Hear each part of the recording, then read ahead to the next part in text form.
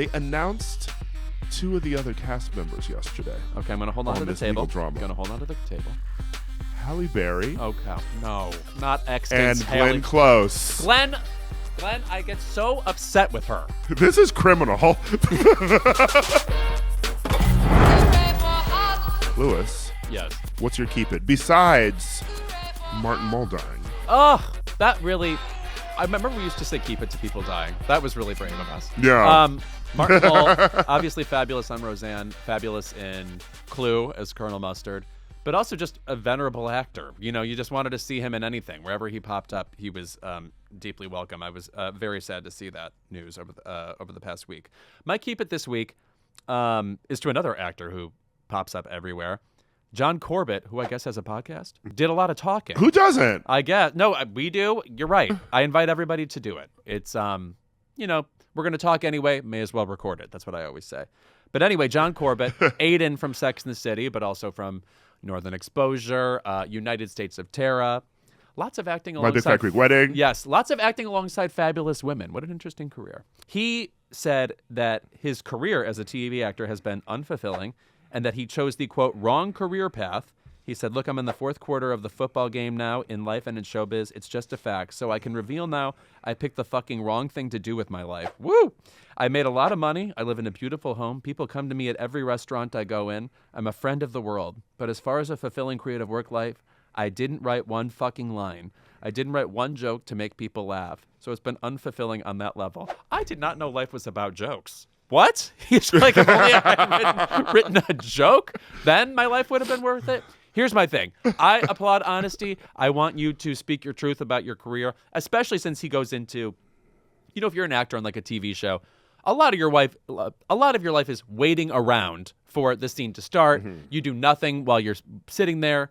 It's a lot of you're happy to have a job, but it's tedious once you get there. I'm sure that's true. But at the same time, in a universe where I am obsessed with things like award shows and actors and acting, I'm so sorry. We need to keep up the facade that it's fun at all times. I'm sorry. I don't really want to hear the truth of it. It's like, I don't want to hear the grit. Like, you know, it's like Disney people probably don't want to hear the gritty truth of what it's like to be in the mini costume all day. Keep me from that. Like, I need to know that when you're going on stage to get that Oscar, you've got to have the joy and gratefulness, like Davine Joy Randolph level or nothing, you know? So to hear him be like, oh, this actually kind of sucks ultimately. And he seems grateful for the work he's gotten and stuff. And obviously he's a really good actor, but it just falls on deaf ears to me. I just am not interested in how the TDM ultimately didn't add up to a creative, fulfilling life for you. Also, I don't know, switch it up.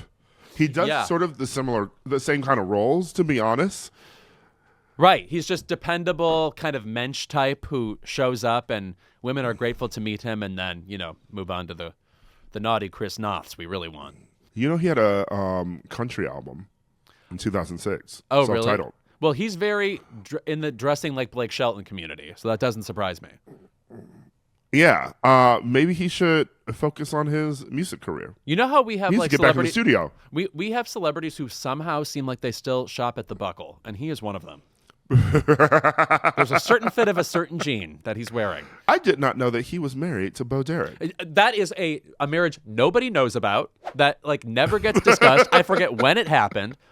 Bo Derek is also such an interesting name. Where like once upon a time she would be kind of like, she would come up in a joke on Carson or something all the time. Like you heard that name all the time. And since that, you know, she's basically retired from show business, so you don't hear it anymore. But it's always interesting when somebody who had a real omnipresent factor sort of just is a kind of around now. It's like Lonnie Anderson. Who's saying the name Lonnie Anderson anymore?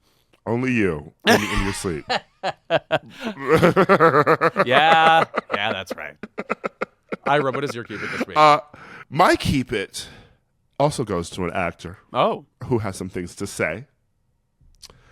Emma Roberts. Oh, my third favorite of the Robertses. Yeah, so Emma Roberts had an interview recently in Flaunt magazine where she talked about the whole nepo baby thing. Why are we still talking about this? So what is there to say? What it's like, who is afraid of this conversation in any way? It's like, yes, people have famous parents. Okay, anyway, go ahead. So she said in her take on the whole nepo baby thing. I've lost more jobs than I've gained from being in the business. People have opinions, and sometimes maybe they're not good opinions of people in your family. I've never gotten a job because of it. I know I definitely have lost a couple of jobs because of it. Girl, When? what? Someone has a secret vendetta against Eric Roberts, and they're like, well, we're not casting Emma. Yeah, right. Yeah, that doesn't seem right. One, that's crazy. And then two, all he does is book. So what about that? He's in everything. He literally is in the Guinness Book of World Records for like most roles ever. It's like him and Christopher Lee. Yeah. Not that they're all the best projects, but they're projects. But what a take. Yeah. I've lost more. I'm interested in what jobs she lost. Yeah. And who took them. Did I don't know. Sydney Sweeney get right in there? Yeah, she was supposed to be in Euphoria. Yeah. Can you imagine? It would be pretty good, honestly. Yeah. I'm looking forward to her Cadet Kelly-looking movie with Gabrielle Union. Oh, Speaking of the Ryan Murphy oeuvre, I have another keep it. Oh, you're popping today. Okay, so you know that Ryan Murphy has been developing a legal drama with Kim Kardashian. Yes, right. And also, Yes. she is currently on whatever season of the Ryan Murphy show she's on, or right. Yeah, American Horror Story. Yes. Maybe part 2 aired at some point. Who knows? Right. It's not up to us. Don't ask us. But she's developing this legal drama where she's going to be the lead. And they announced 2 of the other cast members yesterday. Okay, I'm going to hold on to the this table. legal drama. I'm going to hold on to the table. Halle Berry. Oh, cow. No, not and Exton's Glenn Close. Glenn, I get so upset with her. This is criminal. Why are they becoming leads on a legal drama penned by Ryan Murphy starring Kim Kardashian? No. The hillbilly elegy continues. Excuse me. I had just got out of my morning gear. And it goes on. Also, it's like, I'm kind of excited for Glenn Close and that Lee Daniels movie that's coming out soon. Oh, baby. White Precious? Yeah. Smoking her menthol cigarette with her pussycat red wig. Excuse me. I cannot wait for that shit too. That wig, to me, appears to be on sideways. I have never seen anything like it. It's coming down like a waterfall on her. Anyway. Switched it like Effie. Yes. Wow, Glenn. I mean, like, I think Glenn is also somebody who just likes to work constantly. Like, they're like, sometimes you'll be like, why is Julianne Moore in this thing? And then you realize Julianne Moore does not want to be bored. How about you? She would rather be on set. Yeah. She's the opposite of John Corbett, you know? Well, Halle Berry sort of seems the same too. Like, she just does shit. But I don't know. In theory, I like surrounding Kim Kardashian by competent actors. Right. But also, man. Yeah, tough. Need a documentary of behind the scenes of this show. By the way, I this is a campy thing that doesn't need to be brought up. I just happen to have seen it recently. Guys, have you watched the basketball part of Catwoman recently? It is. I think it is maybe the most shocking scene of the 21st century. Trivia. Who was she playing basketball against in that scene? Isn't it Sharon Stone? Nope. Sharon Stone is in the movie. This is a man. Oh. Who? Benjamin Bratt. Oh. Yeah. You know what?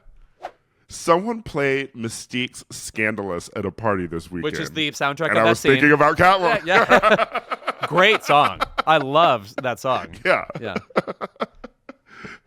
Wow. We both had Catwoman on our minds this weekend. Precisely. Thank you for everything, Julie Newmar, or whatever. Yeah.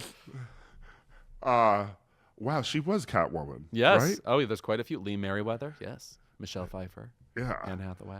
Should there be a updated To Wong Fu, Thanks for Everything, Julie Newmar, like with like Halle Berry? Yes. Like Thanks for Everything, And Halle also Berry. Julie To Newmar, RuPaul, who is Thanks still for here. Everything. Yeah. Right. Yeah. Julie Newmar's still with us. Still with us, yes. And by the way, you know who's still with us? I will sign off on this. The 4th of July, a lot of people called it Caesar Salad Day because that's when I guess Caesar Salad Day is or whatever. To me, that was Happy 100th Birthday Eva Marie Saint Day, the glamorous and fabulous Oscar winner from On the Waterfront probably best known from North by Northwest, the Hitchcock movie where they race along Mount Rushmore and there's the crop dusting scene. What a fabulous celebrity. She's been in tons of things over the years. She played Superman's mother in the Brandon Routh version of Superman in the 2000s. That's a University of Iowa Hawkeye shout out there. Love the effervescence of Eva Marie Saint. Of all the people, of anybody who could make it to 100, I would absolutely choose Eva Marie Saint. So happy birthday to her. Okay, she's still with us too. Yeah. These divas are hanging on. Yeah. On to Lincoln's nose on Mount Rushmore. Yes.